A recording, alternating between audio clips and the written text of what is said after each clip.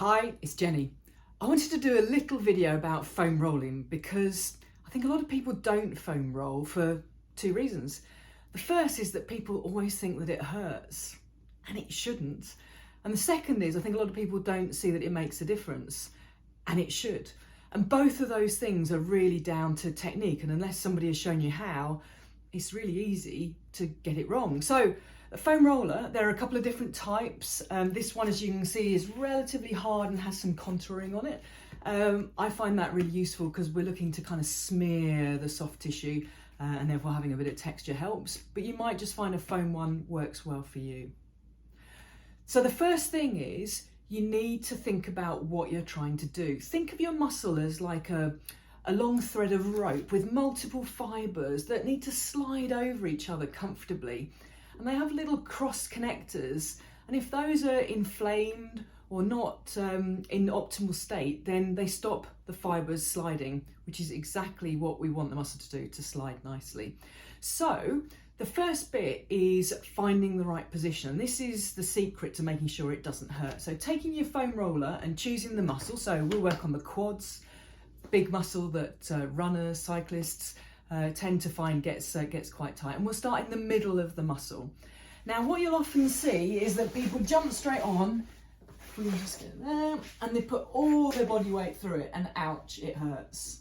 It shouldn't hurt. So you should be using the rest of your body, your arms, the other leg, to get to a position where you're moderating the pressure from your body weight to give optimal impact.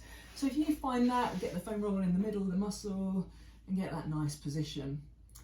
Then the second bit is you really don't want to be going up and down. That's a warm-up piece for the muscles, but it really doesn't help them recover.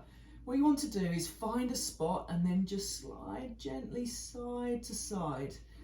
And if it feels like it's moving quite nicely, doesn't really hurt, great. Then move a centimetre down and move side to side. And then maybe just roll into the adductor and move side to side and find a spot that just is a little bit tight. And that's the moment that you use technique number two. Technique number two is that you want to put pressure into it. So what we're going to do is brace the muscle against the foam roller. So it's almost like you're trying to push the foam roller away with the muscle. You breathe in, you hold it for 5, and then you breathe out for 8, really gently, trying to let the muscle collapse over the foam roller. So let's just demo that. We're here, we found a little gnarly spot.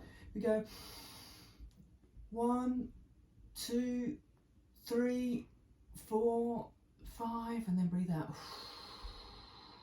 2, 3, 4, 5.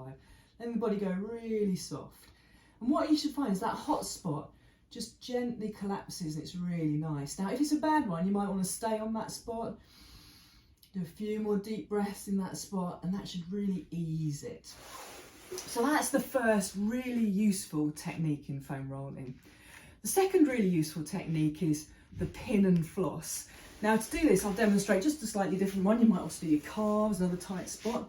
So we might be doing that, and we find, oh yeah, a nice gnarly spot there.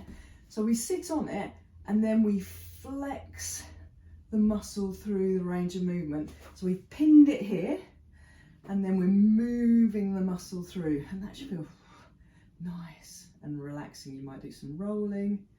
There we go. And if you want to add a bit more pressure, you might cross that leg. Oh yeah, that's nice. And do some deep breaths. Now, how long to do it for?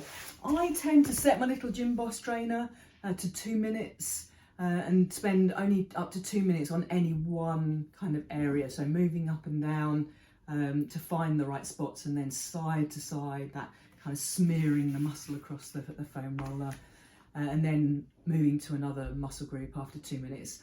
I wouldn't spend more than 30 minutes ever foam rolling. I think 15-20 minutes is loads. As you can see, you can do it in your normal clothes. You might do it at the end of the day. It's a really nice way to relax.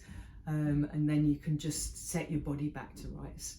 So that's the basic introduction to foam rolling. Really useful thing. You could do it every day for sure, and it would really make a difference to you. Good luck. Let me know how you get on.